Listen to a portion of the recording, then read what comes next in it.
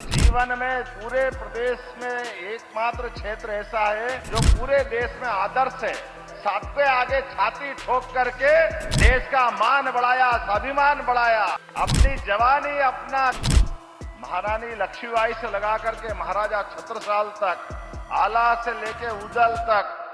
Ken Betwa link परियोजना के शिलान्यास के लिए प्रधानमंत्री नरेंद्र मोदी मध्य प्रदेश के खजुराहो पहुंचे हैं। इस मौके पर पिछले कुछ सालों में बुंदेलखंड में आए बदलावों को लेकर सीएम मोहन यादव ने प्रधानमंत्री नरेंद्र मोदी का आभार जताया है। आइए सुनते हैं उन्होंने क्या कुछ कहा। आज का दिन भारत के नहीं दुनिया के इतिहास में मध्य प्रदेश के संदर्भ में तो हमारे बीच माननीय यशस्वी प्रधानमंत्री श्रीमान नरेंद्र मोदी जी जब यहाँ पधारे हैं तो मान के चलो कि लाखों साल जब पृथ्वी पे अवतरण हुआ हो गंगा जी का, और गंगा जी के अवतरण में जो भागीरथ जी की भूमिका थी, पूरी गंगा जी ने सबको एक तरह से नया जीवन दिया। ऐसे आधुनिक भागीरथ यशस्वी प्रधानमंत्री श्रीमान नरेंद्र मोदी जी का जोरदार अभिनंदन करें। मध्य प्रदेश की इस धरती पर वाकई अद्भुत इतिहास लिखा जाएगा। हमारे आज के इस मंच पर माननीय गवर्नर महामहिम श्रीमान मंगू भाई पटेल साहब, माननीय कृषि मंत्री श्रीमान शिवराज सिंह जी चौहान भाई साहब, इस अवसर पर माननीय वीरेंद्र खटीक जी केंद्रीय मंत्री भारत सरकार, माननीय यशस्वी सांसद और भाजपा के प्रदेश अध्यक्ष श्रीमान विष्णुदत्त शर्मा जी, समूचा मंच। एक अलग प्रकार की राजनीति हमारे अपने सामने 10-12 साल में कैसे परिवर्तन लेती है, ये यशस्वी वास्तव में माननीय मोदी जी का जो कार्यकाल है आज सुखद संयोग है। अटल बिहारी वाजपेयी जी ने सपना देखा और जिसके माध्यम से कोई भी क्षेत्र में किसी प्रकार से सूखा ना पड़े, पानी की पर्याप्त उपलब्धता हो। मैं यहां साधु संत सहित पूरा समाज बैठा है। कभी कल्पना करना मुश्किल था कि हमारे मध्य प्रदेश के संदर्भ में जब भी सूखा पड़े माननीय प्रधानमंत्री जी, तो आंख मीच के लोग जान लेते थे सूखा पड़ा मतलब बुंदेलखंड में सूखा पड़ा, क्योंकि यहां सदैव से पानी की इतनी कठिनाई थी, इतनी परेशानी थी कि जैसे ही सूखे की खबर आती, बारिश कम होती, लोग अपने दरवाजा निकाल करके अपने दरवाजे की जगह ईंट से दीवार बना करके उसको लीप करके लोग अपना घर छोड़ के चले जाते थे, क्योंकि यहां रह करके अपनी मेहनत मजदूरी आजीविका के लिए कुछ होता नहीं।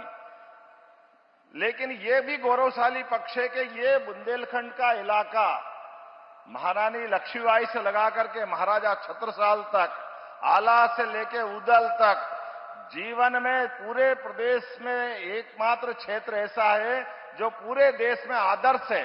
कितनी सत्ता आई, कितनी गई, किसी के आगे अपना सर नहीं झुकाया, किसी के आगे सरेंडर नहीं हुए, सबके आगे छाती ठोक करके देश का मान बढ़ाया, स्वाभिमान बढ़ाया। अपनी जवानी अपना खून पानी की तरह बहाया, लेकिन परमात्मा की या एक प्रकृति की मार के आगे बेबस थे, जिसके आगे लाचार थे। बड़ा कष्ट होता था इस बात को लेकर के कि हमारा ये पूरा सब प्रकार से समृद्ध क्षेत्र केवल पानी के अभाव में, और बड़ा दुख होता है। माननीय विष्णुदत्त जी ने भी कहा है, कांग्रेस के लोग आते वर्षों तक सरकार बनाते रहिए, झूठ बोलते रहिए, गरीबों की झोपड़ी में जाकर के वोट तो ले लिए, लेकिन वोट लेकर के सब भूल जाते हैं।